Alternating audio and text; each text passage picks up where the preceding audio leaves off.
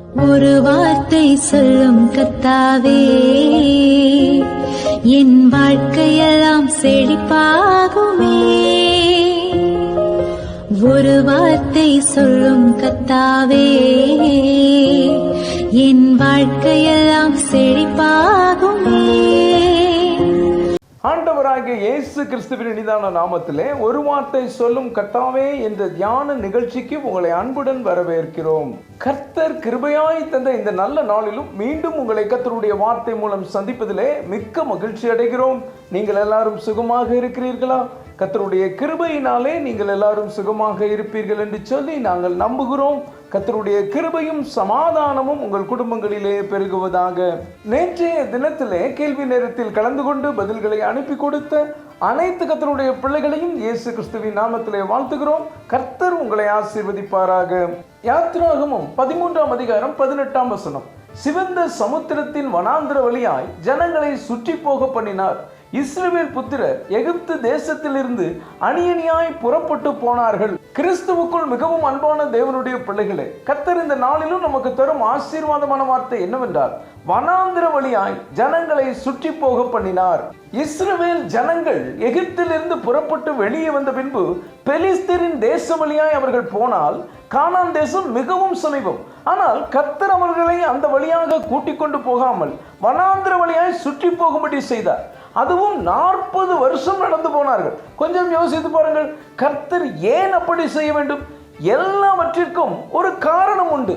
பிரசங்கி 3ஆம் அதிகாரம் 11ஆம் வசனம் இப்படியாக சொல்கிறது, அவர் சகலத்தையும் அதினதின் காலத்திலே நேர்த்தியாக செய்திருக்கிறார், உலகத்தையும் அவர் உள்ளத்திலே வைத்திருக்கிறார். ஆதலால் தேவன் ஆதி முதல் அந்த மட்டும் செய்து வரும் கிரியையை மனுஷன் கண்டுபிடியான்.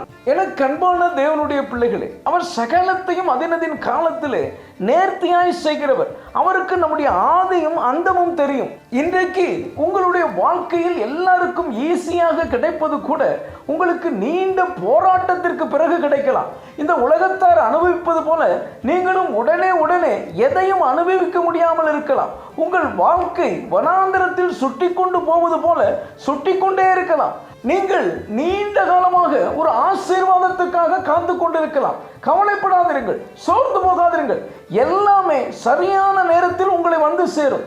இந்த சுற்றுப்பாதையை கண்டு பயப்படாதிருங்கள். அந்த வனாந்திரத்தில் கர்த்தர் அவர்களோடு இருந்தார்.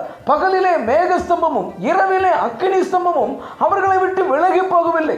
அது மாத்திரமல்ல, அவர்கள் கானான் தேசம் வந்து சேரு மட்டும் ஏறக்குறைய 40 வருஷம் மன்னாவை புசித்தார்கள். காடைகள் வந்து பாளையத்தை நிரப்பியது. அவர்கள் இறைச்சியை சாப்பிட்டார்கள். உபாகமம் 29ஆம் அதிகாரம் 5ஆம் வசனம் இப்படியாக சொல்கிறது, கர்த்தராகிய நான் உங்கள் தேவன் என்று நீங்கள் அறிந்து கொள்ளும்படிக்கு நான் 40 வருஷம் உங்களை வனாந்திரத்தில் நடத்தினேன். உங்கள் மேலிருந்த வஸ்திரம் பழையதாய் போகவும் இல்லை, உங்கள் காலில் இருந்த பாதரட்சைகள் பழையதாய் போகவும் இல்லை. என கண்பான தேவனுடைய பிள்ளைகளே, எவ்வளவு பெரிய அதிசயம் பாருங்கள். கர்த்தர் உங்களுடைய வாழ்க்கையிலும் அதிசயம் செய்வார். கர்த்தருடைய தாமதங்கள் உங்களுடைய நன்மைக்காகவே. உங்களுடைய கைகளை ஆவிக்குரிய யுத்தத்திற்கு கர்த்தர் பழக்க வைக்கிறார். இந்த சுற்றுப்பாதை உங்களை பக்குவப்படுத்தும், கர்த்தருக்குள் பலப்படுத்தும். நீதிமொழிகள் 13ஆம் அதிகாரம் 12ஆம் வசனம் இப்படியாக சொல்கிறது, நெடுங்காலமாய் காத்திருக்குதல் இருதயத்தை இளைக்க பண்ணும், விரும்பினது வரும்போதும் ஜீவ விருட்சம் போல் இருக்கும். ஆம் கர்த்தருடைய பிள்ளைகளே, நீங்கள் நெடுநாளாய் காத்திருக்கிறீர்களா? இருதயம் இழந்து போய்விட்டதா? நீங்கள் விரும்பினது ஜீவ விருட்சம் போல வரும். இந்த சுற்றுப்பாதையை குறித்து கலங்காதிருங்கள். கர்த்தர் உங்களை நேர்த்தியாய் வழிநடத்துவார். நீங்கள் நன்மையை காண்பீர்கள். ஜெபிப்போம். அன்பின் பரலோக பிதாவே, இந்த நல்ல நேரத்துக்காய் நன்றியோடு உம்மை துதிக்கிறோம், உம்மை ஸ்தோத்திரிக்கிறோம். வனாந்திர வழியாய் ஜனங்களை சுற்றி போக பண்ணினார் என்ற வார்த்தையின் மூலமாய் நீர் எங்களோடு பேசினதற்காக நன்றி தகப்பனே.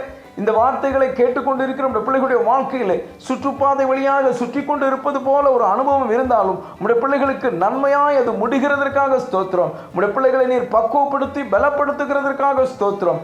ஜீவ விருட்சம் போன்ற ஆசீர்வாதம் உடைய பிள்ளைகளுடைய வாழ்க்கையிலே கடந்து வருகிறதற்காக ஸ்தோத்திரம். இயேசுவின் மூலம் ஜெபிக்கிறோம் நல்ல பிதாவே, ஆமென், ஆமென். இன்றைய கேள்வி, எந்த தேசம் வழியாய் போனால் கானான் தேசம் சமீபம்? ஏ எகிப்து தேசம், பி பெலிஸ்தீர் தேசம், சி எமோரியர் தேசம், டி எபூசியர் தேசம். இந்த கர்த்தருடைய வார்த்தை உங்களுக்கு ஆசீர்வாதமாக இருந்திருக்கும். ஏனால் தயவு செய்து லைக் பண்ணுங்கள், உங்களுடைய நண்பர்களுக்கும் உறவினர்களுக்கும் வாட்ஸ்அப்பில் இருக்கிற அனைத்து குழுக்களுக்கும் அனுப்பி கொடுங்கள். தொடர்ந்து நம்முடைய RCM மிஷனரிமார்களுக்காக ஜெபித்துக் கொள்ளுங்கள். கர்த்தர் உங்களையும் உங்கள் குடும்பத்தின் பிள்ளைகளையும் ஆசீர்வதிப்பாராக.